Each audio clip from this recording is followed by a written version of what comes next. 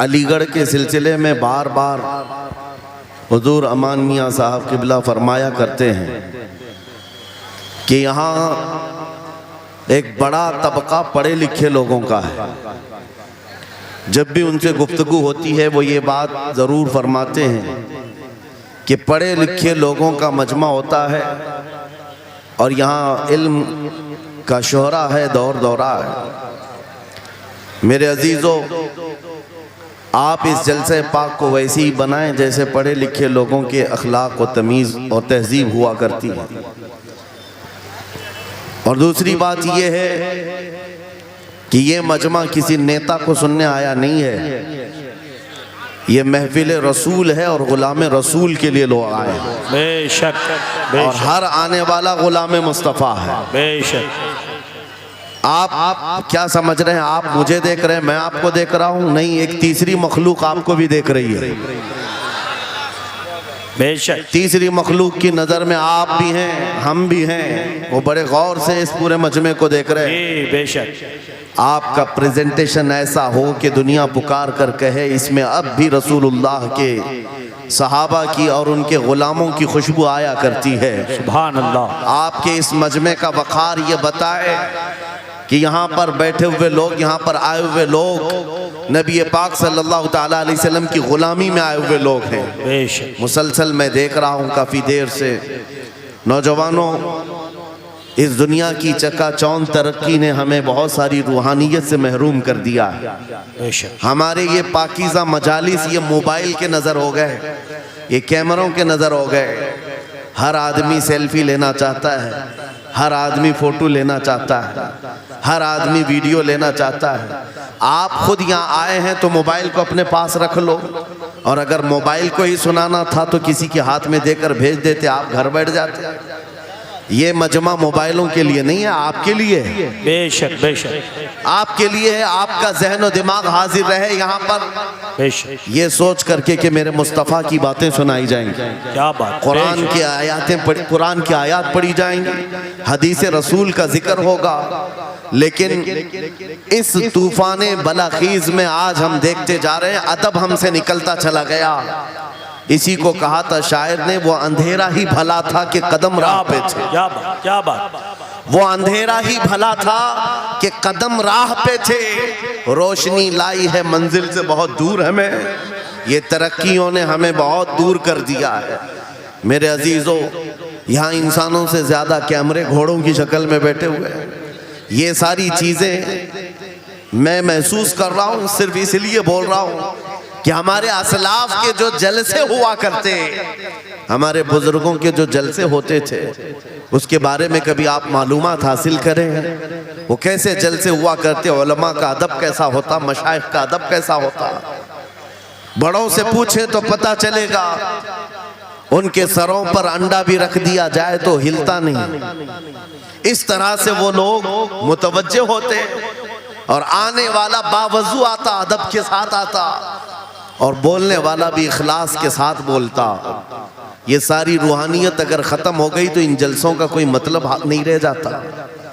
इसीलिए मेरे अजीज़ों, यहाँ पान खाए हुए, गुटखा खाए हुए लोग मजलिस रसूल में अगर खड़े होकर सुनना चाहते हैं, नुक्कड़ पर और सड़क पर, मैं समझता हूँ महफिल रसूल की बेहुरमती है। सैयदना शेख अब्दुल अजीज मुहद्दिस देहलवी के मुतालिक एक बात मुझे मिली थी। आप हुक्का नोशी फरमा रहे थे, और इसी असना में आपको कहीं से मीलाद के पढ़ने की आवाज आई। आप वो हुक्का फेंक दिए और मजलिस मीलाद में चले गए, जाकर के बैठ गए, और मीलाद पाक में जो मद्दाह रसूल थे वो कसीदा ऐसा पढ़ते रहे कि शेख साहब मगन हो गए, मस्त हो गए, और वज्द तारी हुआ। इसी असना में आपकी आंख लग गई महफिल में आंख लगी, देखा रसूल पाक सल्लल्लाहु अलैहि वसल्लम तशरीफ लाए। सुभान अल्लाह। मजलिस मिलाद में हुजूर तशरीफ लाए, लेकिन शेख मुहद्दिस देहलवी कहते हैं रसूल पाक का चेहरा सुर्ख था, गजबनाक थे। मैंने अर्ज किया, सरकार आप तशरीफ लाए हैं इस महफिल पाक में, लेकिन चेहरे पर गजब के आसार हैं। आप सल्लल्लाहु अलैहि वसल्लम ने फरमाया मुहद्दिस दहलवी से कि अब्दुल अजीज तुझे शर्म नहीं आती, उसी हुक्के के मुंह से मेरी महफिल में आ गया। अल्लाहु अकबर। मेरे अजीजों, नबी पाक सल्लल्लाहु ताला अलैहि वसल्लम की महफिल पाक का अदब नहीं करोगे, वो इश्क रसूल कहाँ से आएगा? यहाँ से क्या बोला जा रहा है, क्या पहुँचाया जा रहा है, उसकी तरफ तवज्जो होना ज़रूरी है। इसीलिए मैं आज बरमला इजहार करता हूँ कि आज मुझे प्रोग्रामों वाला एक मुकर्रिर बनाकर लोग हर जगह घुमा रहे हैं ताजिया की तरह। मैंने ये देखा है और इनमें मेरा कोई इंटरेस्ट और शौक नहीं था इन जलसों का। मैं मस्जिद में खिताब करना ज़्यादा पसंद करता कि वहाँ पाकीज़ा माहौल होता है, अदब से लोग बैठते हैं और सब बावजू हुआ करते हैं और दिल में बात उतरती भी है। लेकिन अगर बाहर भी हम महफिल कर रहे हैं तो मेरे अजीजों, जिम्मेदारी आपकी है कि इसको भी मस्जिद जैसा माहौल बना दें। बेशक बेशक। रूहानियत इतनी आ जाए कि हम इन दुनियावी लग़वियात से फारिग होकर खालिस मेरे आका की मोहब्बत में तशरीफ रखें। बेशक। बस ये चंद जुमले शुरू में मुझे अर्ज करने थे, इस्लाह के लिए मुझे खड़ा किया गया है और इन जलसों के तौर तरीक़ों को बदले। मेरे उस्ताद गिरामी फरमाया करते, 3 रुकन होते हैं जलसे के, 3 रुकन होते हैं जलसे के। एक बोलने वाला मुकर्रिर, दूसरे इंतज़ाम करने वाली इंतज़ामिया, तीसरे ऑडियंस सुनने वाली पब्लिक। जलसे के ये 3 रुकन हैं और तीनों में अगर कहीं से इखलास ख़त्म हुआ, ये जलसे का कोई असर नहीं होगा। अल्लाहु अकबर। आने वाले लोग भी मुखलिस हों, बोलने वाला आदमी भी मुखलिस हो, जलसा सजाने वाली इंतजामिया कमेटी भी मुखलिस हो, खालिसतन अल्लाह और उसके रसूल की रजा के लिए कर रहे हो, उन जलसों का बहुत असर हुआ करता है, बहुत असर हुआ करता है। लेकिन तीनों में भी आज देखा जा रहा है मेरे अजीजों, जलसा करने वाले इसलिए करने लग गए कि कंपटीशन करना है। उन्होंने इतना बड़ा किया, हम उससे बड़ा करेंगे। उन्होंने इस मुकर्रिर को बुलाया था, हम इस मुकर्रिर को बुलाएंगे। उन्होंने इतना खर्चा किया था, हम इतना चंदा करेंगे। आने वाली पब्लिक भी एंटरटेनमेंट के लिए आने लग गई कि हम देखते हैं इनके यहाँ कितने नारे लगते हैं, उनके यहाँ कितने नारे लगते हैं। बोलने वाला भी यही सोचने लग गया कि इनके ऊपर कितनी धौंस जमा सकता हूँ, इन लोगों को कितना मैं अपनी तरफ अट्रैक्ट कर सकता हूँ। अल्लाह शाहिद है, मैं इस चीज़ के लिए आपके सामने नहीं आया हूँ। पूरे मजमे में आप भी खामोश बैठे रहे, नाज़िम इजलास भी और जिनके हाथ में माइक है ये भी, आप दिल में सुभान अल्लाह कहें और दिल में ही नारा लगाएं। मेरी बात मुकम्मल होने तक तवज्जो से सुनते रहें। ये खामोशी अब ये बता रही है कि ये चौक पर नहीं, गुंबद खजरा की छांव में हो रही है। सुभान अल्लाह, सुभान अल्लाह। वरना होगा ये कि रास्ते पर शोर शराबा और सड़कों को जाम किया जाना लोगों की नजर में ये ऐब मालूम होता है। लेकिन इसी माहौल को हम बदल करके भी जा सकते हैं। ये हमारा शिवा है पूरी दुनिया में कि सिर्फ और सिर्फ रसूल पाक की गुलाम कौम ऐसी है जो 1 मिनट में पूरा सन्नाटा तारी कर सकती है। किसी ने एक साहब से पूछा था, वेल ट्रेंड फौज जो होती है, चाहे वो अमेरिका की हो कि रशिया की हो कि जापान की हो, चाइना की हो, उनसे पूछा गया कि अगर 10,000 फौज को सफों में खड़ा करना हो और उनको रेडी करना हो तो आपको कितना टाइम लगेगा? किसी के बारे में कहा कि अमेरिकी फौज के लिए हमें 4 घंटे लग जाएंगे, हम तरतीब दे देंगे। रशियन फौज के लिए 3 घंटे लग जाएंगे, चाइनीज और एक्टिव हैं, 2 घंटे में अपनी सफ़ें तरतीब कर लेंगे। उस मुसलमान दानिश्वर ने कहा, अल्लाह का करोड़ों एहसान है, 1 लाख से ज्यादा का मजमा होता है हरम काबा में भी और हरम रसूल में भी। इमाम सिर्फ 1 मिनट में कहता है सफ़े दुरुस्त कर लो, किसी को डंडा मारने की जरूरत नहीं, सबकी सफ़े खुद दुरुस्त होती है। ये कौम है जो अपनी सफ़े खुद दुरुस्त करती है। मस्जिदों में, जुमा में, ईदगाह में जाकर कोई लकड़ी लेकर नहीं फिरता।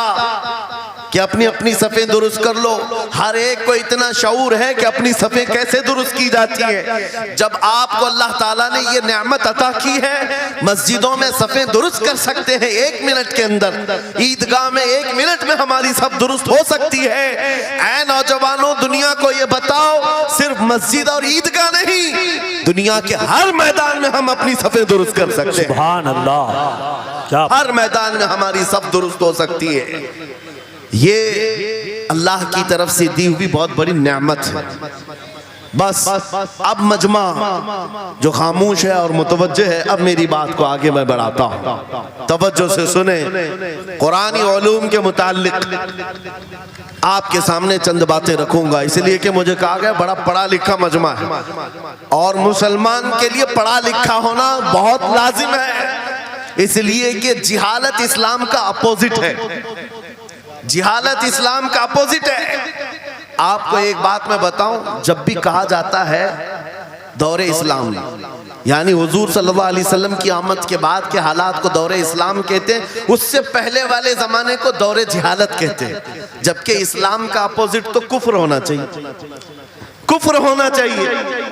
ये दौरे इस्लाम है और इससे पहले दौरे कुफ्र था। नहीं, दौरे इस्लाम से पहले वाले दौर को दौरे जिहालत कहते हैं, इसलिए कि बताना है इस्लाम और जिहालत दो अपोजिट चीजें हैं, दो अपोजिट चीजें हैं। जाहिल हो और मुसलमान हो, उसे ज़ेब नहीं देता।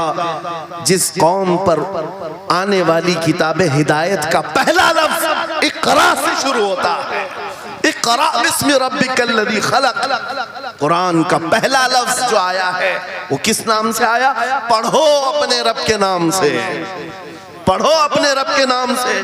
और इल्म नहीं है तो कुछ नहीं है तुम्हारे पास। इमाम गजाली तो फरमाते अन्नासु कुल्लुहुम मौता इल्लल उलमा, ये सारे इंसान मुर्दा हैं, जिंदा अगर कोई है तो इल्म वाला है, इल्म वाला जिंदा है। और जिहालत की तारीकियों में भटकने वाले की मिसाल ऐसी ही है जैसे अंधेरी कोठरी में बैठा हुआ है, कहीं रोशनी का आने का इंतजाम नहीं, उसके सामने हलवा रखो कि गोबर रखो, दोनों बराबर है। जाहिल आदमी के लिए ऐसा ही है, कभी उसका हाथ इसमें पड़ेगा, कभी उसका हाथ इसमें पड़ेगा। जब नजर नहीं आ रहा है तो हलवा को गोबर समझकर खा लेगा और कभी गोबर को हलवा समझ के खा लेगा, गलाजत उसके लिए बराबर हो जाएगी। लेकिन इल्म को कहा गया अल इल्म नूरुन, इल्म रोशनी है। जिसके पास इल्म आता है वो तमीज सीख जाता है, उसके पास अखलाक आ जाते हैं, वो हलाल और हराम के फर्क को समझने लगता है, बुरे और अच्छे के दरमियान फर्क मालूम होने लगता है। इसीलिए मेरे अजीजों, मुझे बड़ा गर्व है और फख्र है, हमारी खानकाह से ये आवाज आती है आधी रोटी खाएंगे और बच्चों को पढ़ाएंगे। बेशक, क्यों? बेशक। उस अजीम खानकाह से ये आवाज दी गई, क्यों? सिर्फ इसलिए नहीं कि तुम बड़े होकर के डॉक्टर बनोगे, इंजीनियर बनोगे। लोगों की नजर में अब बात यही रह गई, ये पढ़ा इसलिए जाता है कि डॉक्टर बनना, इंजीनियर बनना है और कमाना है, बहुत कमाना है। इल्म जो है आज कमर्शियल बना लिया गया। इल्म इसलिए नहीं, इल्म इसलिए हासिल किया जाता है कि बंदा खुदा को पहचाने, बंदा अपनी हकीकत को पहचाने, जिंदगी गुजारने के उस्लूब उसे मालूम हो जाए। इल्म इसलिए सिखाया जाता है। बहुत सारे लोग सिर्फ नौकरी के लिए समझते हैं कि इल्म हासिल करना चाहिए, नौकरी के लिए नहीं, अपने अखलाक को बुलंद करने के लिए इल्म आना बहुत जरूरी है। मेरे अजीजों, कुरान अजीम वो हिदायत की किताब तुम्हारे पास आई, इस कौम के लिए अलमिया नहीं है तो और क्या है, जो किताब उलूम का ज़ख़ीरा है। आज दुनिया उस किताब पर रिसर्च कर करके नए इल्म व फ़नून हासिल कर रही है। उस किताब को तो हम मुर्दों पर पढ़ने के लिए रखे हैं। वो कुरान अजीम जो हिदायत की किताब और सारे उलूम का सर चश्मा है, उस किताब को कहाँ पढ़ते हैं? मैयतों पर। किसी का इंतकाल हो गया तो तीजे में पढ़ेंगे, चहलुम में पढ़ेंगे, 9वें में 20वें में पढ़ेंगे। वो ईसाले सवाब के लिए सिर्फ रखा गया। और उससे थोड़ा आगे बढ़ गए तो कसम खाने के लिए कुरान। आओ चलो हम कसम खाते कुरान पे हाथ रख करके, कुरान पे हाथ रख के। मियाँ क्या कुरान कसम खाने की किताब है? कुरान की वो आयत मैंने सबसे पहले पढ़ी, अल्लाह फरमाता ज़ालिकल किताबु ला रैब फीही, ये वो किताब है जिसमें शक की गुंजाइश नहीं। और ये हिदायत है परहेजगारों के लिए। और कुरान में 3 जगह ये लफ्ज आया है, हुदल लिन्नास, हुदल लिलमुमिनीन, हुदल लिलमुत्तकीन। ये सारे इंसानों के लिए भी हिदायत है, ये सारे ईमान वालों के लिए भी हिदायत है और परहेजगारों के लिए भी हिदायत है। सब हिदायत अलग अलग अंदाज से हासिल करते हैं। बारिश एक ही है बरसने वाली, जमीनें अलग अलग हैं। बहुत नरम जमीन हो तो वो जमीन बारिश से फायदा ज्यादा उठाती है, और थोड़ी सी ओबड़ खाबड़ जमीन हो तो वहां से फायदा कम आता है। बारिश एक ही है, कुरान बारिश हिदायत है। जिसके दिल की जमीन जितनी नरम होगी उतना वो उससे हिदायत उठाएगा, सुभान अल्लाह, बेशक, वाह, उतना उससे फायदा उठाएगा। और आज हालात ये हैं, ऐ नौजवानों अपने दिल पर हाथ रख करके बताओ, कुरान कितने लोगों ने पढ़ा है? कुरान कितने लोगों ने पढ़ा? मैं हाथ नहीं उठवाता, किसी भी बात पर हाथ मत उठाया करो। ना ही झूठे हाथ उठाना है, ना सच्चे हाथ उठाना है, ना ही किसी और को शर्मिंदा करना है। अपने दिल पे हाथ रख करके बताओ कुरान कितनी मर्तबा पढ़ लिया। क्योंकि कुरान पाक, बहुत सारे लोग ये समझते हैं मदरसे में बचपन में एक बार पढ़ लिया तो उसका हदिया हो गया, खत्म हो गया है, अब इसके बाद फिर हमारी मैयत पे ही पढ़ा जाएगा। इसलिए तो कुरान के उलूम से नावाकिफ हो गए। अरे समझना तो दूर की बात, देख करके पढ़ना भी मुश्किल है। आज लोगों का देख कर पढ़ना मुश्किल हो गया। कुरान, तुम्हारे पास बहुत सारी किताबें नहीं है, बहुत सारे ग्रंथ नहीं, बहुत सारे वेद नहीं है जिनका शुमार ही नहीं है। तुम्हारे पास ओनली वन, एक किताब कुरान पाक, ऐसी महफूज किताब जिसके बारे में अल्लाह ताला खुद फरमाता है सूरह कमर में, वलक़द यस्सरनल कुरआन लिज़िक्रि फ़हल मिन मुद्दकिर। हमने कुरान को याद करने के लिए आसान बनाया है कोई याद करने वाला? 4 बार ये आयत अल्लाह ताला फरमाता है कोई याद करने वाला? अल्लाह जब फरमा रहा है कुरान आसान है तो कौन कहता है ये मुश्किल है? हमने खुद अपने हाथों तबाही को दावत दी है। दरसे कुरान को अगर हमने न भुलाया होता, ये जमाने ने जमाना न दिखाया होता, वो जमाने में मुअज़्ज़ज़ थे। मुसलमान होकर आज हम खार हुए हैं, तारीके कुरान होकर आज हम छोड़े बैठे हुए हैं। कुरान अजीम को छोड़कर बैठना कितनी बड़ी गुमराही है। आज हालात ऐसे आ गए कि कुरान को बदलने की बातें होने लग गई। क्यों? तुम उठाते ही नहीं। 26 आयतें निकाल दो, 25 आयतें निकाल दो, इसमें ये बातें, उसमें वो बातें हैं। मुसलमान को तो पता भी नहीं है कौन सी आयतों के बारे में ये वावेला मचाया जा रहा है। अरे तुम पढ़ो, तुम्हारे लिए कुरान आया है। ये जितनी भी कॉन्फ्रेंसें हैं, मैं समझता हूं इसके बदले हर जगह सुबह व शाम कुरान पढ़ने और पढ़ाने का इंतजाम हो जाए। इस तरह के हजारों जलसों से वो अफजल है। बेशक, ये मैं नहीं कह रहा हूं, मेरे आका फरमाते हैं खैरुकुम मन तअल्लमल कुरान व अल्लमा। तुम में से सबसे बेहतरीन आदमी वो है जो कुरान सीखे और दूसरे को सिखाए। बेशक, बेशक, सबसे बेहतरीन आदमी वो है कुरान को सीखे और दूसरे को सिखाए। आज नौजवानों के अंदर एक बड़ी तादाद मुझे देखने को मिलती है, उनको छोटी छोटी सूरतें भी नहीं मालूम, कुरान देख करके पढ़ना भी नहीं आता। बचपन में हमारे माँ बाप ने हमको सीने से लगा करके कुरान मदरसा भेजने की आदत डाली थी, और जब स्कूल जाते थे तो बस्ता पीछे लगा के जाते थे। पता होगा, स्कूल जाते हैं तो बस्ता पीछे रख के जाते हैं, और कुरान पढ़ने के लिए जाते हैं तो सीने से लगा के जाते हैं। यह हमेशा से एक रीत रिवाज चला, बुजुर्गों का डाला हुआ कि बेटा कुरान हमेशा आगे होगा। लेकिन शऊर आने के बाद तुमने कुरान को पीछे डाल दिया, पीछे को आगे कर दिया। कोई इल्म ऐसा नहीं जो कुरान में मौजूद नहीं, कोई इल्म ऐसा नहीं। वला रतबिन वला याबिसिन इल्ला फी किताबिन मुबीन। मेरा मौला फरमाता है कोई खुश्की और तरी की बात ऐसी नहीं जो हमने कुरान में ना बयान की। वनज़्ज़लना अलैकल कुरान तिबयानन लिकुल्लि शै। रब फरमाता है हमने कुरान में हर चीज का वाज़ेह बयान उतारा है तुम पर।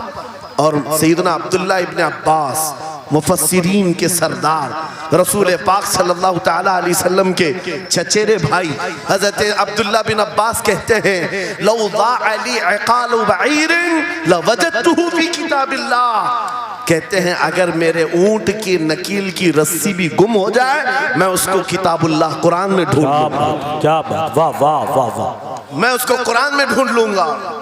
उनके पास उलूम कुरान थे। और आप क्या समझते हैं कुरान में क्या नहीं है? साइंस की वो इजादात को अगर आप लेकर के बैठे, मैंने अपना पूरा बयान रिकॉर्ड किया है 2 साल कबल ही। यहाँ वक्त की किल्लत है, मैं आपके सामने अर्ज करता हूँ 16वीं सदी के बाद या 18वीं सदी के बाद साइंस की तरक्कियात ने अपना पैर जमाना शुरू किया है इस रुए जमीन पर। जबकि मेरे मुस्तफ़ा करीम सल्लल्लाहु तआला अलैहि वसल्लम की ज़ुबान अक़दस से निकले हुए कलमात जो कुरान में मौजूद हैं, उठाओ और मैं बताता हूँ हर चीज का इल्म कुरान में मौजूद है। जब कोई सोनोग्राफी का इंतजाम नहीं था, ना सिटी स्कैन हो सकता था, ना एक्सरे का कोई इल्म किसी के पास था, उस वक्त कुरान कह रहा है एम्ब्रियोलॉजी के बारे में। क्या बात, एम्ब्रियोलॉजी क्या है? बच्चा पैदा होने की जो उसके नशो नुमा की जो मुद्दत होती है, किस तरह पेट में बच्चे की तख्लीक होती है। कुरान में मौला फरमाता है सुम्मा जअलनाहु नुतफतन फी क़रारिन मकीन सुम्मा खलक़ना नुतफत अलक़तन फ़खलक़ना अलक़त मुदग़तन फ़खलक़ना मुदग़त इज़ामन फ़कसौना इज़ाम लहमा सुम्मा अंशअनाहु ख़ल्क़न आख़र फ़तबारकल्लाहु अहसनुल ख़ालिक़ीन। मौला फरमाता है हमने नुतफे से अलक़ा बनाया। नुतफा क्या है? स्पर्म का वो एक कतरा जो मर्द के जरिए से औरत के रहम में जाता है, उसके बच्चे की थैली में जाता है, एक नुतफा, एक बूंद, जिसको नुतफा कहा गया है। मौला फरमाता है हमने नुतफे से अलका बनाया। अलका किसको कहते हैं? साइंस में पढ़ने वाले अगर स्टूडेंट्स हो तो समझ जाएंगे। अगर कोई मेडिकल साइंस का कोई स्टूडेंट है तो उसे मालूम होना चाहिए एम्ब्रियोलॉजी में चिपचिपा हुआ च्युइंगम जो होता है उसको अलका कहते हैं अरबी में।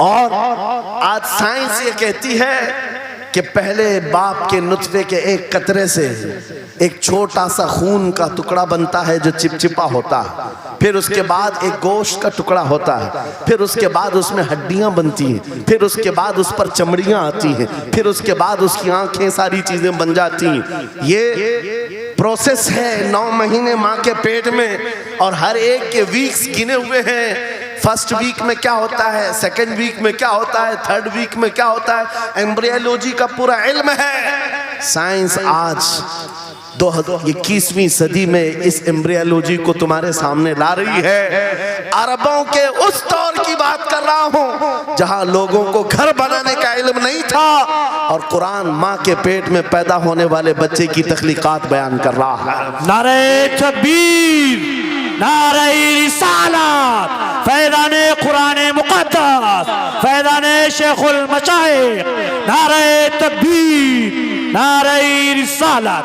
वाह वाह। मशहूर साइंसदान है फ्रैंक प्रेस नाम से, जिसने ये थ्योरी दुनिया को बताई कि अर्दियात जमीन के अंदर जो वसात हो रही है, और उसके बाद उसने कहा था, फ्रैंक प्रेस नाम का अंग्रेज मुअर्रिख और अंग्रेज साइंसदान ने कहता है जमीन जो है पानी के ऊपर है, और ऐसे ही पानी के ऊपर कोई चादर बिछा दी जाए तो कभी चादर इधर हो सकती, कभी उधर हो सकती है।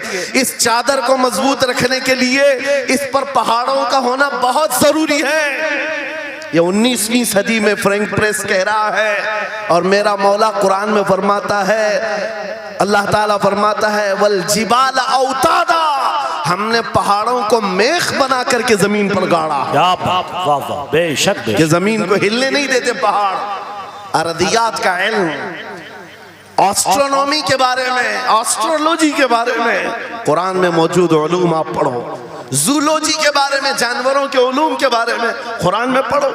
रब ताला परिंदों के उन अशकाल के बारे में बयान फरमा रहा है, ये झुंड के झुंड जाते हैं, जमात की जमात होती हैं। चूंटियों के बारे में पूरी सूरह मौजूद है, इनके खाना तकसीम करने का तरीका क्या है, इनके एक दूसरे को पुकारने का तरीका क्या है, इनमें जब एक चूंटी मर जाती है तो उसको दफनाने का तरीका क्या है।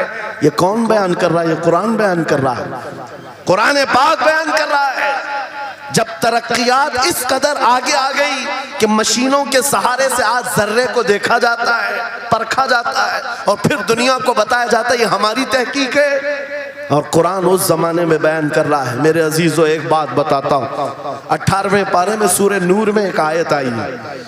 उस आयत के बारे में मैं बताता हूँ बाद में, लेकिन 18वीं सदी में एक साइंसदान जो अमेरिका की सफर पर था, उसने अटलांटिक ओशियन में एक जगह ऐसी देखी जहां पर इतना अंधेरा है कि हाथ निकालो तो भी नजर नहीं आए, सूरज की रोशनी भी नहीं पड़ती। वापस आकर के उसने कहा मैंने एक ऐसी जगह दरियाफ्त की है जहां सूरज की रोशनी ही नहीं पड़ती और अपनी आंखों को कुछ नजर नहीं आता। अगर हाथ निकाल करके देखो, समंदर के बीचों बीच अटलांटिक ओशियन, ये कोई तालाब का नाम नहीं है। ये लंबा सफर तय करके कोई एक जगह को ढूंढ लिया एक साइंसदान और आकर के दुनिया को बता रहा है मैंने एक ऐसी जगह मालूम की जहां पर खूब अंधेरा होता है, हाथ भी नजर नहीं आता। जब वो आकर के बताता है, एक आलिम रब्बानी ने कुरान की आयत पढ़ी। मौला कुरान में फरमाता है इज़ा अखरज यदहु लम यकद यराहा व मन लम यजअलिल्लाहु लहु नूरन फमा लहु मिन नूर। कुरान में अल्लाह फरमाता ज़ुलुमातुम बअदुहा फौक़ बअद। एक जगह हमने ऐसी बनाई है जहां अंधेरियों पर अंधेरियां हैं, जहां हाथ भी निकालोगे तो हाथ नजर नहीं आएगा। कुरान में 1400 साल पहले ये जब बात आई, उस साइंसदान को बताया गया, ये तो अल्लाह ने कुरान में बयान किया है। अब और ताज्जुब की बात क्या है सुनो। वो आया साइंटिस्ट, कहा ये किसकी बयान की हुई किताब है? कहा मोहम्मद रसूलुल्लाह की, मक्का में पैदा हुए, मदीने में जिंदगी गुजारी, आखिर दिन की। उसने कहा मैं उनके बारे में जानना चाहता हूँ।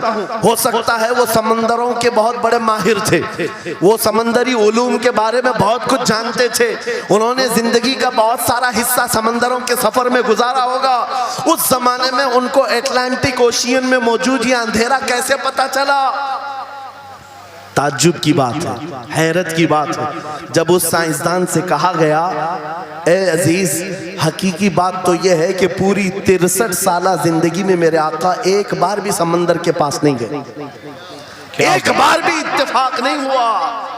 तब वो कहता है जो बंदा कभी समंदर के सफर पर गया ही नहीं और वो अटलांटिक ओशियन में मौजूद अंधेरियों की बात करता है, तो फिर ये अपने पेट से नहीं, ये अल्लाह की बात कर रहा है। क्या बात, बेशक बेशक, ये खालिक़े समंदर की बात कर रहा है, जिसने वो अंधेरियां पैदा की। मेरे अजीजों, आपसे मेरा खिताब इसलिए है कि जो ज़ख़ीरे अल्लाह ताला ने हमारी किताब मुक़द्दस में रखे हैं, इसको हल करते करते लोगों के बाल सफ़ेद हो गए और तुम तो अखलाक सीखने के लिए ऐसे लोगों के पास जाते हो जिनको पेशाब करने का तरीका नहीं मालूम। क्या बात, बेशक। कुरान के उलूम क्या कम है तुम्हारे पास?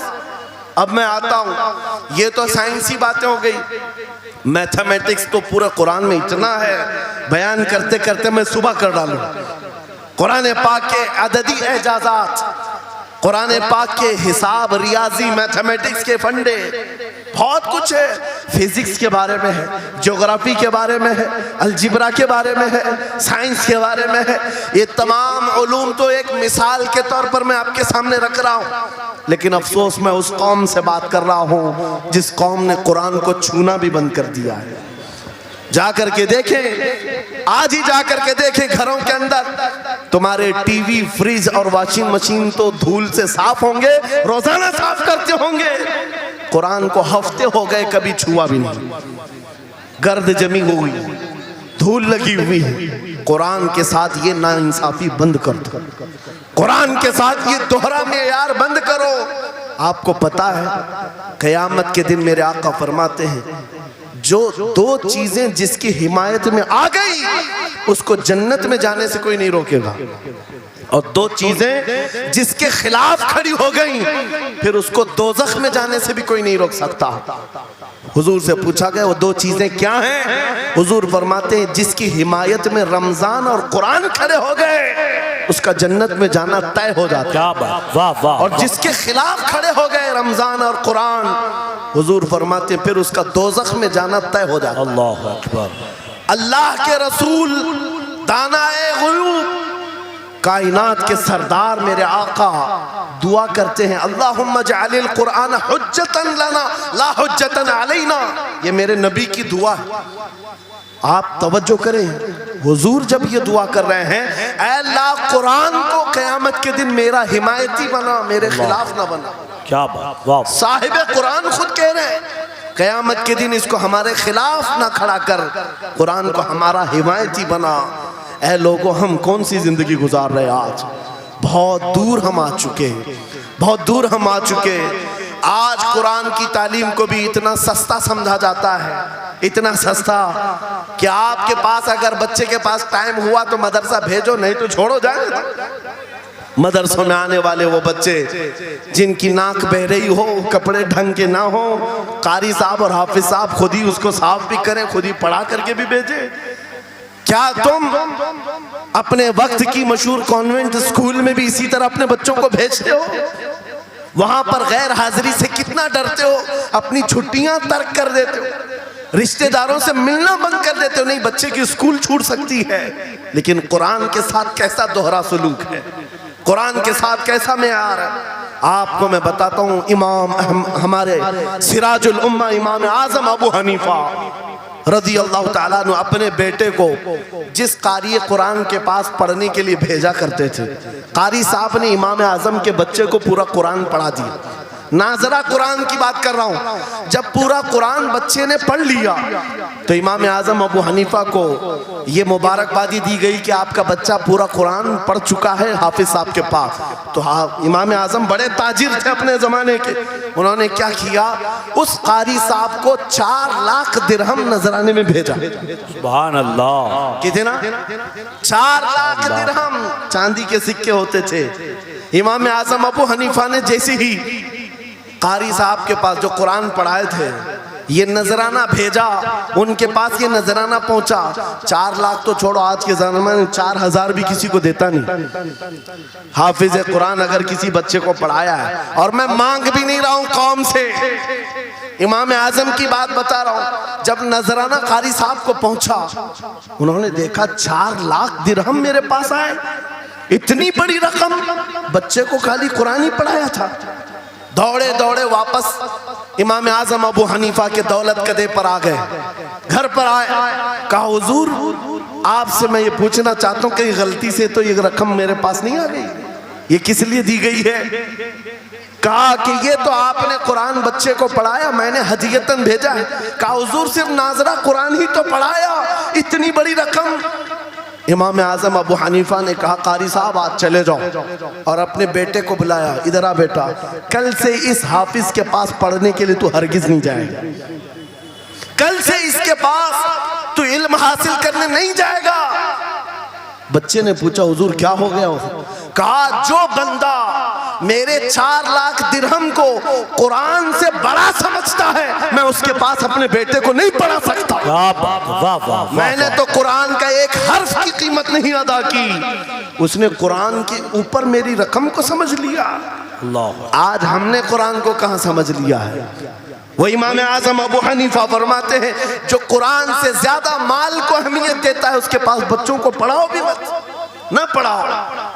अजीज़ा ने गिरामी वक़ार, हमारा ये दोहरा सलूक, हमारा ये दोहरा मेयार कुरान के साथ जो हमारी नाइंसाफ़ी है, हमें अखलाकी पस्ती में लाकर खड़ा कर चुकी है, अखलाकी पस्ती में लाकर खड़ा कर चुकी है। अरे हम देख रहे हैं आयरा गैरा नत्थु खेरा हमें सिखाने आ रहा है, बढ़ाने आ रहा है कि तुम्हें डेवलपमेंट के बहुत सारी चीज़ें बताई जाती हैं कि तुम्हारी पर्सनालिटी डेवलपमेंट क्या होती है। अलीगढ़ वाले तो नौजवान बहुत सारे जो स्टूडेंट्स हैं जानते हो, बीए कर लिया, एमए कर लिया, बीकॉम कर लिया, या कुछ भी कर लिया, डिग्री हासिल कर लिया। बड़ी बड़ी कंपनियां आज पूछती हैं कि इसके पास पर्सनालिटी डेवलपमेंट है या नहीं। ये क्या है पर्सनालिटी डेवलपमेंट? कुछ बड़े बड़े शहरों के नौजवान हमारे पास आए थे, कहा हम कोर्स कर रहे हैं। कहा मैंने पूछा इसमें होता क्या है? कहा इसमें सिखाया जाता है बैठना कैसा है, लोगों से मिलना कैसे है, खाने के लिए बैठे तो चम्मच कहाँ रखना है, बर्तन कहाँ रखना है, लोगों से हैंडशेक कैसे करना है, ये सारी चीज़ें सिखाई जाती हैं। मैं नौजवानों से पूछा कि अच्छा कितने महीने का? कहा कहीं 6 महीने का, कहीं साल भर का।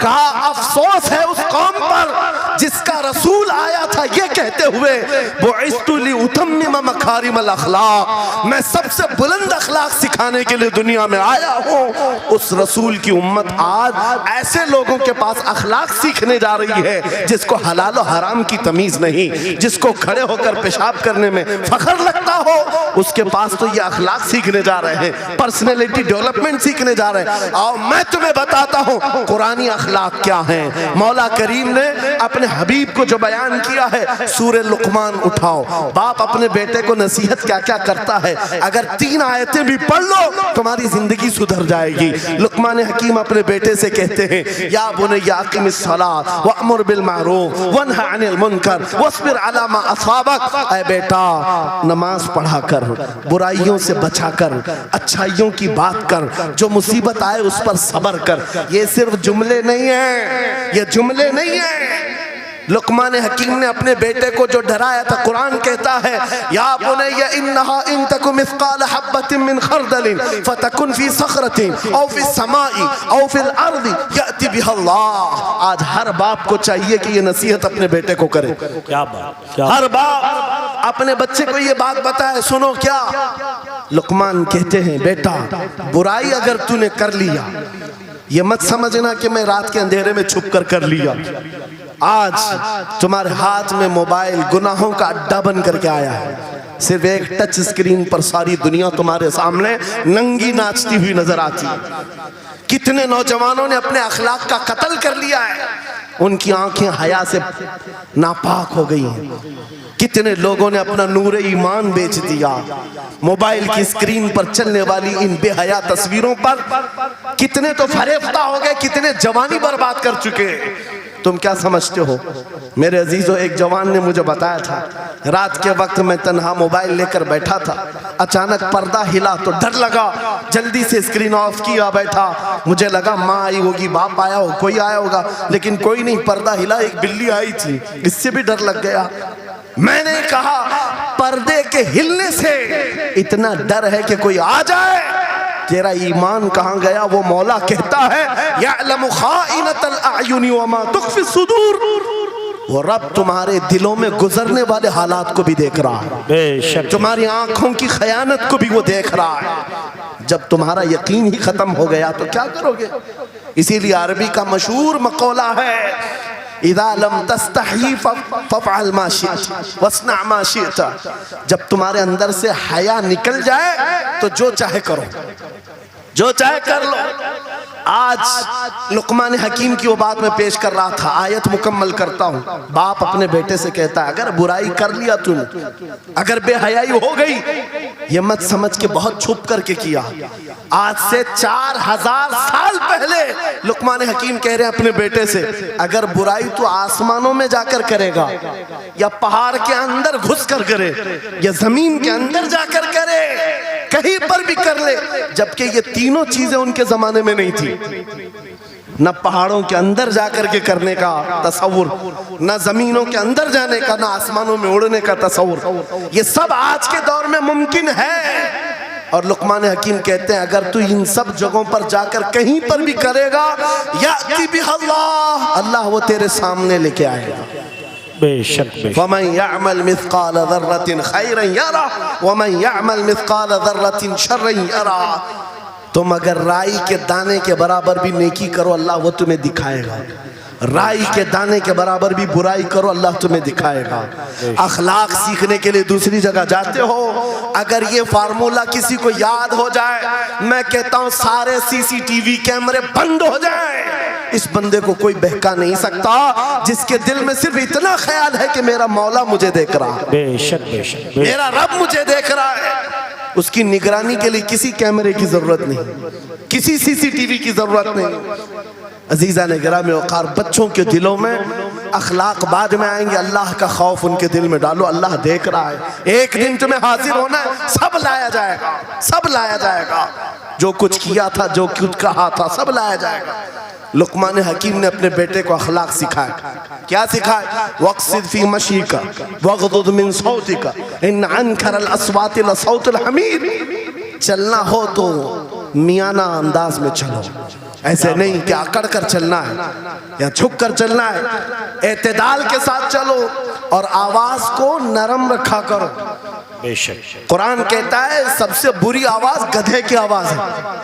लोग आज चिल्लाते हैं एक दूसरे को, ठट्टे मारते रहते हैं। ये महफिलों के आदाब भी नहीं, ना ही तुम्हारे अखलाक हैं। इसीलिए शेख सादी ने फरमाया है, तामर्द सुखन न गुफ्ता बाशत ऐबो हुनरश न हुफ्ता बाशत। जब तक आदमी बात नहीं करता उसकी अच्छाइयां भी मालूम नहीं होती, उसकी बुराइयां भी नहीं मालूम होती। बेशक जब बात करता है तो पता चल जाता है इसके अखलाक कैसे। बात करता है तो समझ में आ जाता है कौन सी कैटेगरी का है। इसलिए अपनी जुबान को ऐसी रखो कि दुनिया तुम्हें आला नस्ल का समझ सके। बात करो तो तमीज के साथ, चीख पुकार करना, एक दूसरे को इस तरह से बात करना नौजवानों में आज आम हो गया। कुरान कहता है अपनी आवाजों को पस्त करो। एक और बात रब फरमाता है, वला तुसइर खद्दक लिन्नास, लोगों को से मुंह मोड़ करके बात मत करना। सामने तुम्हारे कोई खड़ा है और तुम इधर घूम करके बात कर रहे हो। ये आज फैशन हो गया है, पीछे पलट करके बात करना, इधर देख करके उसको बात करना। लोग ये समझते हैं फैशन है। मेरा मौला फरमा रहा है ये अखलाक से गिरी हुई हालत है। जब बात करो तो आमने सामने, लोगों से मुंह टेढ़ा करके बात ना करना। ये अखलाक कौन सिखा रहा है? ये कुरान अजीम है। तुम पर्सनालिटी डेवलपमेंट सीखने की बात कर रहे हो, तालीमात इस्लाम को छोड़कर क्या पर्सनालिटी डेवलपमेंट हासिल कर पाओ? तुम्हारे पास सब कुछ है लेकिन सीखना नहीं चाहते। आज तक नौजवानों में से मुझे कोई मिला नहीं इस तरह से कि लोग आते हैं, मुफ्ती साहब बीवी को 2 तलाक दे दिया, 3 तलाक दे दिया, अब क्या करना है, इद्दत कैसे गुजारना है? या ज्यादा से ज्यादा दारुल इफ्ता में आते हैं, मुफ्तियान इकराम होंगे, झगड़े के मसाइल लेकर के आते हैं, बाप मर गए, इसको कितना मिलना है, इसको कितना मिलना है। अरे जिंदगी गुजर गई, कभी आ करके ये क्यों नहीं पूछा मेरे घर में मंगनी हो रही है, शादी हो रही है, ये बताएं मेरे मुस्तफा ने कैसे शादी की? क्या बात है, क्या बात, बेशक। ये क्यों नहीं पूछा? मैं बीमार हो गया हूं, मुझे बताएं रसूलुल्लाह ने बीमारी के आलम में क्या कहने का हुक्म दिया? क्या बात। अगर तलब हो मेरे नबी के पीछे चलने की तो बंदा ढूंढ ढूंढ कर चलेगा, बेशक ढूंढ ढूंढ कर चलेगा। बेशक हजरत इमाम अबू यूसुफ के बारे में और बाद में इमाम अहमद बिन हम्बल के बारे में कहा कि आपने कलिंगड़ खाने का बहुत शौक था। तरबूज, आप तरबूज कहते हैं? हाँ, हमारे यहाँ मुंबई में इसको कलिंगड़ कहते। और उन्होंने ये कहा कि ये सुन्नत भी है। मुझे रिवायत मिली है कि हुजूर ने भी खाया लेकिन जिंदगी भर खाए नहीं। मुरीदीन ने पूछा कि हुजूर जब सुन्नत भी है और आपको शौक भी है, खाते क्यों नहीं?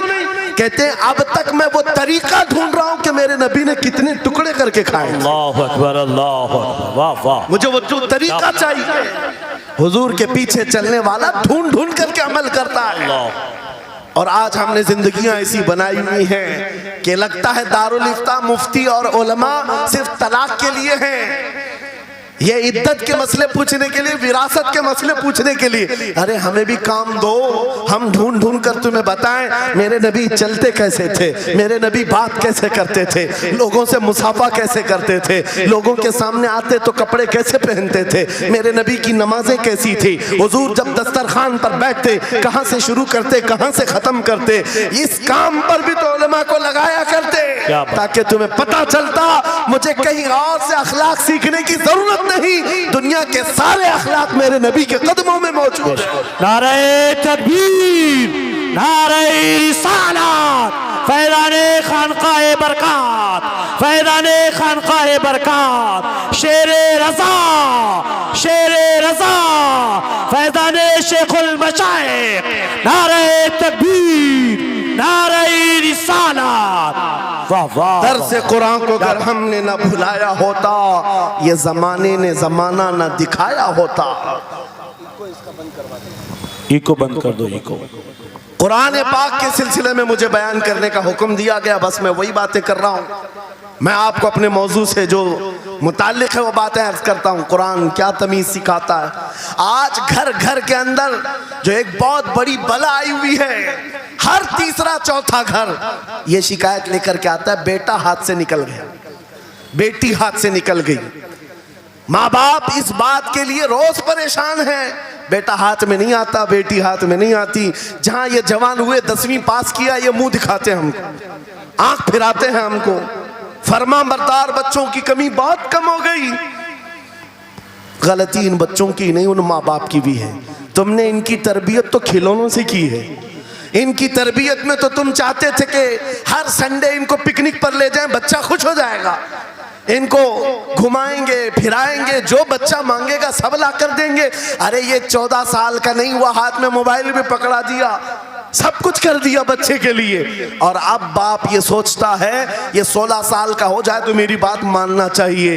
एक बात याद रखो, जमीन में अदरक बो करके गन्ना आने की उम्मीद मत रखना।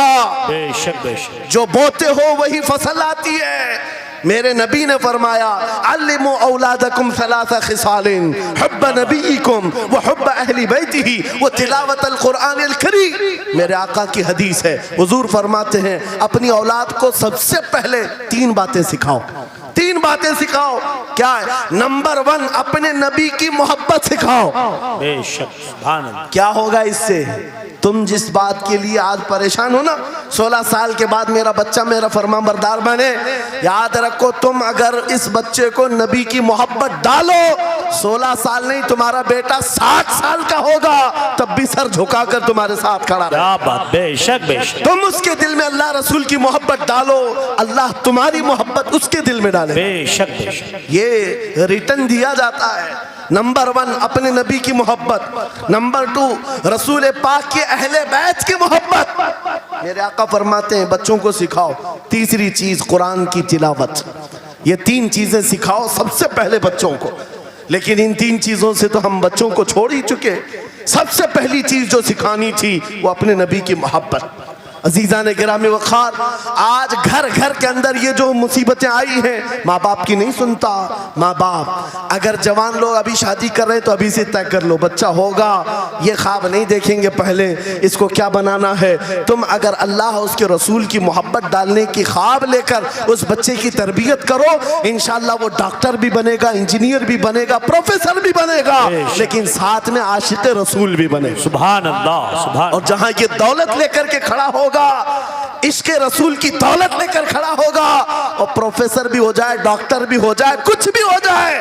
देखो मशाइख मारा रहा, जिनके वालिदैन ने उनकी तरबियत की, उनको दुनियावी उलूम का माहिर तो बनाया है, लेकिन आज तक आपने देखा कॉलेज में पढ़ाने वाला प्रोफेसर लाखों मुरीदीन की दस्तगीरी भी कर रहा हो और उनकी शरीयत और तरीकत को बयान भी कर रहा हो। नारे तकबीर, नारे रिसालत, फैज़ाने हसनुल उलमा, फैज़ाने हसनुल उलमा। तालीम तकबीर के लिए, वाह वाह वाह, तालीमात इस्लाम के लिए ये घराना आइडियल है। मैं मुबालगा आराई नहीं कर रहा हूँ, मुबालगा आराई नहीं कर रहा हूँ। जहां पर एक बेटे को बाप ने वक्त का एक बड़ा प्रोफेसर बनाया तुम्हारे इसी शहर का, दूसरा बेटा अगर इनकम टैक्स का चीफ बन चुका हो, क्या बात, तीसरा अगर पुलिस की डिपार्टमेंट में डीआईजी या बड़े ओहदे पर पहुंचा हो। लेकिन हमने हर एक को देखा, चाहे ये दुनिया के किसी मकाम पर जाएं, जब ये अपने असलाफ की बारगाह में आते हैं तो सर झुकाए हुए शरीयत के तरीकत के संगम नजर आते। क्या बात, बेशक बेशक। इसलिए कि इनकी तरबियत सिर्फ और सिर्फ ट्यूशन के बहाने नहीं छोड़ दी गई थी, क्या कहें, लोगों की गोद में डालकर। जैसे आज लोगों को लगता है बच्चे को पढ़ाने के लिए महंगी स्कूल दे दो, अच्छी से अच्छी स्कूल, और बच्चा आए तो शाम में ट्यूशन के लिए किसी टीचर या प्रोफेसर को दे दो। बच्चा तुम्हारी गोद में आया ही नहीं। संडे संडे तो बाप से बच्चे की मुलाकात होती है, और वो भी पिकनिक के नाम पे होती है। क्या कहने। ये हालात जब बच्चों के साथ तरबियत के होंगे तो ये बच्चे जिनसे तरबियत हासिल किए हैं उनके नक्शे कदम पर चलेंगे। लेकिन तुम अगर शरीयत का ट्रांसफर चाहते हो, स्कूल भी पढ़ाओ, ट्यूशन भी पढ़ाओ, लेकिन इश्क़ रसूल की दौलत अपने सीने से इनके सीने में डालो। बिल्कुल, बेशक बेशक। अजीज़ान गिरामी, मेरा मौला फरमाता है वक़ज़ा रब्बुका अल्ला तअबुदू इल्ला इय्याहु व बिल वालिदैनि इहसाना। माँ बाप के साथ भलाई का हुक्म मेरा मौला फरमाता है। रब ने तुम्हारे फैसला किया है अल्लाह के सिवा किसी की इबादत ना करो, वालिदैन के साथ अच्छा सलूक करो। और कैसा सलूक? वला तकुल लहुमा उफ़्फ़िन वला तनहरहुमा, उनको उफ तक ना कहो, उनको झिड़क कर बात ना करो। नौजवानों याद रखो, जिस दिन तुमने अपनी माँ या अपने बाप को उल्टा जवाब देना शुरू किया, उस दिन से तुम पर रिज्क के दरवाजे बंद हो जाते हैं, बरकत के दरवाजे बंद हो जाते हैं। और ये तो बड़ी बात है, हजरत मौलाना रोम फरमाते हैं, माँ या बाप बच्चे को बात करने में जिस दिन डरने लग जाए, पता नहीं मेरा बेटा क्या समझेगा बोलूं, जिस दिन वो तुमसे बात करने में डरने लग जाए, समझ लो दुनिया का सबसे बुरा दिन तुम्हारा शुरू हो चुका है। अल्लाहु अकबर। शुरू हो चुका है। होना तो ये चाहिए कि तुम्हारी जवानी नहीं, तुम्हारी उम्र बीतने को आ गई, अगर माँ बाप को अल्लाह ने सलामत रखा, चाहे वो बूढ़े बिस्तर मर्ज पर हो, उस वक्त भी अदब के बाजू फैलाए हुए हो, अदब के बाजू। आपको पता है सहाबा इकराम बैठे, मेरे आका सल्लल्लाहु अलैहि वसल्लम, एक खातून आई, रसूल खड़े हो गए, अपनी चादर बिछाया, उस खातून को बिठाया। सहाबा कहते हैं हमने एक खातून को, आई हुई खातून को इतना अदब करते हुए रसूलुल्लाह को पहली बार देख रहे थे। वो खातून आई, बैठी, मुस्कुराई, बातें की और चली गई। सहाबा ने पूछा या रसूल अल्लाह, इस खातून का अदब क्या है? मेरे आका फरमाते हैं ये मेरी दाई, मेरी दूध पिलाने वाली माँ हलीमा सादिया। क्या बात, वाह वाह। पैदा हुए नहीं, दूध पिलाई हुई माँ का यह अदब मेरे नबी ने सिखाया। ये अखलाक कुरान के हैं मेरे अजीजों, कुरान के हैं। याद रखो नौजवानों, इन बूढ़े माँ बाप को आज जितने लोगों ने तरसाया है और उन्हें घुट घुट कर जीने पर मजबूर किया है, वो आज की रात तौबा करके जाएं, तौबा करके जाएं, मुसाफा करें, उनके हाथ चूमें। ये तुमसे क्या तमन्ना रखते हैं? बस इतनी कि तुम अपने पैरों पे खड़े हो जाओ, ढंग का कमाना सीख जाओ। नौजवान को इनका डांटना बुरा लगने लगता है, माँ बार बार चिल्लाती है, बाप बार बार डांटता है, घर छोड़कर भाग गया, फिर उसके बाद याद रखो अल्लाह ताला ऐसे जूतों पर तुम्हें डाल देता है जो तुम्हारी हैसियत के भी नहीं होते, कमतर लोग तुम्हें हाँकते रहते हैं। इससे बेहतर है हमें पैदा की हुई माँ, हमें दूध पिलाई हुई माँ अगर डांटती है, कोसती है, मारती है, ये नेमत है। बेशक। एक नौजवान के बारे में मैं अक्सर कहा करता, हमारे साउथ का था, बड़ा बिगड़ा हुआ, माँ मेरे पास आई थी, कह रही थी इसको समझा ले, मैं बेवा हूँ, मैं बेवा हूँ, इसका बाप बचपन में मर गया, ये बच्चा 2 साल का था, मेरा शोहर मर गया, मैं घरों की पतेलियां मांझ मांझ करके इस बच्चे को बड़ा की हूँ, लेकिन आज ये औबाश बन गया है। बदमाशों की दोस्ती। मैंने उस नौजवान को बुलाया था, अपने करीब किया, समझाया, अल्लाह ने उसको समझ दे दी। वो लड़का थोड़ा बहुत सीधे रास्ते पर आया और बेंगलुरु गया था कमाने के लिए। मैंने कहा नौकरी कर, तेरी माँ कुछ नहीं चाहती, वो जिंदगी तो गुजार चुकी, अपने हाथों से कमाई है, बस ये चाहती है कि तेरी कमाई का एक लुकमा खा ले। ऐ नौजवान, क्या अपनी माँ को इतना भी सुख नहीं देना चाहता? गया था कमाने के लिए। मेरे अजीजों, आज भी वो मौजूद है, आज भी है। वो कमाया, महीना भर गुजरा था या 2 महीने, अपनी तनख्वाह लेकर के वतन वापस आया। अपने घर के पास जिस दिन वो पहुंचा था, घर के बाहर बहुत भीड़ जमी थी। लोगों से पूछा उसने तो पता चला उसकी माँ आज ही सुबह इंतकाल की। अल्लाहु अकबर। वो पैसों की गड्डी ला करके जो कमाया था 1 महीने 2 महीने की तनख्वाह, माँ के कदमों में रख दिया। बहुत रोया। ये बात मैं तकरीरों में इसलिए कहता हूँ, उसने कई बार कहा मुफ्ती साहब नौजवानों को सिर्फ इतनी बात कहें, मैं इस अजाब में रोज मरता हूँ, मेरी माँ जिंदगी भर लोगों के जूठे मांझ करके मुझे खिलाती रही और मैं एक लुकमा मेरी माँ को खिला ना सका। जिस दिन मैं लाया था पैसे, ये तो दुनिया से चल पड़ी। मुझे आज रोज इस बात का गम सताता है। आप नौजवानों से खिताब करते हैं, कम से कम इनसे कह दें कि तुम्हारे माँ बाप जिंदा हैं, होश में आ जाओ, अपने हाथों से उनको खिला तो सको, उनके हाथ पकड़कर चला तो सको, इसलिए कि दुनिया की अजीम नेमत है। जिसका बाप जिंदा है, जिसकी माँ जिंदा है, उसके हक में वो दुआ कर ले। मेरे आका फरमाते हैं नबियों की दुआ उम्मत के बराबर जो होती है, वो बाप की दुआ बेटे के बराबर होती है। आज मैं गुफ्तगू समेटता हूँ, ख़त्म कर देता हूँ, इसलिए कि अखलाक इस्लाम बहुत वसी मौजू है, बहुत वसी मौजू है। लेकिन आपके लिए सिर्फ इतनी बात काफ़ी है कि कुरान को छोड़ करके अगर दूसरी जगह सीखने जाओगे तो मारे मारे फिरोगे। आज वापस आ जाओ उसी कुरान पर जिसको मेरे आका ने हमारे उरूज का जरिया बनाया है, हमारी तरक्की का रास्ता बनाया है। जानते हो, जब दुनिया के पास पार्लियामेंट नहीं थी, चलाने के लिए उसूल नहीं थे, पूरी दुनिया को कुरान ने उसूल बताए हैं, कानून बताए हैं। इस एक कुरान से फ़िक़्ह हनफी मिला, फ़िक़्ह शाफ़ई मिला, फ़िक़्ह हम्बली मिला, फ़िक़्ह मालिकी मिला। ये तो 4 मैंने नमूने बताए, 1 2 नहीं 18 फ़िक़्ह की तदवीना पूरी दुनिया में मौजूद है। इस कुरान पर लिखी जाने वाली तफसीरों की तादाद पूरी दुनिया की किताबों से सबसे ज्यादा है। 700 तफसीरों के नाम मेरे पास मौजूद हैं। हर तरह से अलग अलग तफसीर की गई है, दुनिया की मुख्तलिफ जुबानों में इसके तर्जुमे किए गए। वो एक कुरान ऐसा है जो आज भी बबांगे दुहल पूरी दुनिया को चैलेंज कर रहा है। अगर तुम अल्लाह की बात को झूठा मानते हो, कुरान की तरह एक आयत ला करके बता दो, एक सूरत ला करके बना दो। आज दुनिया तरक्की बहुत कर चुकी होगी, टेक्नोलॉजी पर ये पाबंदे सलासिल कर चुकी और चांद पर कमंदे डाल चुकी, सूरज की शुआओं को कैद करके करंट बना दिया हो, सयाल मादे से दुनिया ने केमिकल बना दिया, सब बना दिया।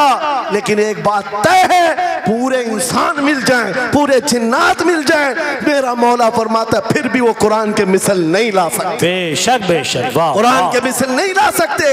ये मौजज़ा तुम्हारे पास है, ये मौजज़ा तुम्हारे पास है, दुनिया के पास ये दौलत नहीं। उठो वो गर ना हश्र ना होगा फिर कभी, दौड़ो के जमाना चाल अपनी चल गया। मेरे अजीजों, आखिरी बात, ये सारे उलूम तो कुरान में है, अखलाक भी कुरान में है, तिजारत के उसूल भी हैं, शादीशुदा जिंदगी के उसूल भी हैं, माँ बाप के साथ हुस्न सुलूक भी है, बच्चों की तरबियत भी है, पड़ोसियों से मामलात भी हैं, उस्ताद और शागिर्द के हुकूक भी बयान किए गए हैं। ये सारे फील्ड अपनी जगह पर, लेकिन कुरान का जो गाज़ा है, कुरान की जो रूह है, कुरान का जो खालिस शहद है, वो क्या है? कुरान पढ़ने वाले को सबसे बड़ी दौलत अगर कोई मिलती है तो अपने नबी से बेइंतहा इश्क करने की दौलत मिलती है। आगाज से आखिर तक कुरान है नाते मुस्तफ़ा, महबूब के बयान का कैसा अनोखा ढंग है।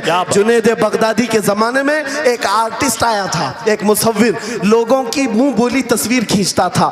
अगर कोई आता अपनी महबूबा के बारे में कहता, उसकी आंखें ऐसी, उसकी नाक ऐसी, उसकी भवें ऐसी, उसकी पेशानियां ऐसी, वो उसी तरह से तस्वीर निकालता था। आर्टिस्ट था और लोगों की कतारें लगी थी अपने अपने महबूब महबूबाओं की तस्वीरें निकालने के लिए, इसलिए कि आपकी तरह मोबाइल उस जमाने में नहीं थे जो हर घड़ी खींच लिया करें। वो जुनैद बगदादी का दौर, आर्टिस्ट तस्वीर निकालता था। जब ये बात पता चली, हजरत जुनैद बगदादी भी उस मुसव्विर के घर चले गए, लाइन में खड़े हो गए।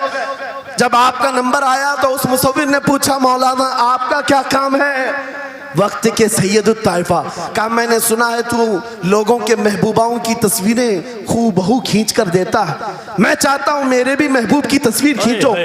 वाह वाह। तो उसने कहा बताओ, कलम लिया बैठा, बताइए आपके महबूब का हुलिया क्या है? जुनैद बगदादी कहने लगे, मेरा महबूब कायनात का सबसे हसीन चेहरा रखने वाला, जिसकी भवें ऐसी थी, जिसके गाल ऐसे थे, जिसकी पेशानी ऐसी थी, जिसके हाथ ऐसे, जिसके पैर ऐसे। उस मुसव्विर ने पूछा बताओ नाम क्या है? जुनैद बगदादी ने कहा मोहम्मदुर रसूलुल्लाह। उस मुसव्विर ने कहा रुको जरा, ये तस्वीर तो ऑलरेडी मेरे पास बनी बनाई रखी है। जुनैद बगदादी ने कहा ये कैसे? लोगों की ऑर्डर पर तू तस्वीर बनाता है, मेरे महबूब की तस्वीर पहले से कैसे रखी है? उस मुसव्विर ने कहा बात दरअसल ये है, आप जिससे मोहब्बत करते मैं भी उससे मोहब्बत करता हूँ, हम दोनों का महबूब एक है, इसलिए तस्वीर पहले से बनी रखी है। जुनैद बगदादी ने कहा अच्छा लाओ तो जरा हमारे महबूब की तस्वीर देख तो ले। वो मुसव्विर अंदर गया और कुरान पाक ला करके जुनैद बगदादी के सामने में रखा और कहा, ऐ जुनैद, क्या ये मेरे नबी की तस्वीर नहीं है? आंखें देखना हो तो पढ़ो,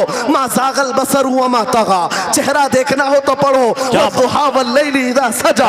हाथ देखना हो तो पढ़ो, वमा रमैत इज़ रमैत वलाकिन्नल्लाह रमा। अगर कदम देखना हो तो पढ़ो, ला उक़सिमु बिहादल बलद व अंत हिल्लुम बिहादल बलद। अगर सीना देखना हो तो पढ़ो, अलम नशरह लका सदरक व वज़अना अन्का विज़रक। अगर इस नबी की गुफ्तार देखना हो पढ़ो, वमा यंतिकु अनिल हवा इन हुवा इल्ला वहयु यूहा। इस महबूब की अताएं देखना हो तो पढ़ो, इन्ना आतैना कल कौसर। नारे तकबीर, नारे रिसालत, फैज़ाने कुरान मुक़द्दस, फैज़ाने कुरान मुक़द्दस, फैज़ाने खानक़ाह मारहिरा, फैज़ाने शेख मशाइख़। आगाज से आखिर तक कुरान नाते मुस्तफ़ा महबूब के बयान का कैसा अनोखा ढंग है। ये तालीमात इस्लाम कॉन्फ्रेंस है। कुरान की तालीमात से ये बात मुझे कहना जरूरी था। कुरान सिर्फ अखलाक की तालीम नहीं, सिर्फ मुआशियात की तालीम नहीं, बल्कि कुरान इश्क रसूल की तालीम देता है और हुब्बे रसूल सिखाता है।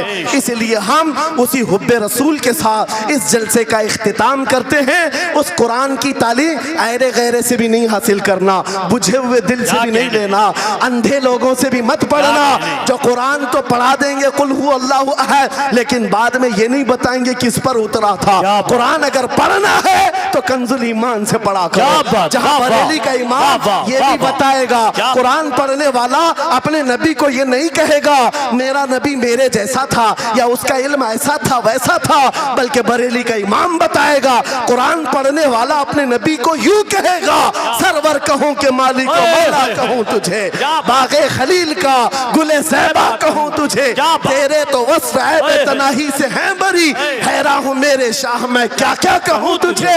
लेकिन रज़ा ने खत्म सुखन इस पे कर दिया, खालिक का बंदा खल्क का आका कहूं। वाह वाह वाह वाह, नारे तकबीर, वाह वाह वाह वाह।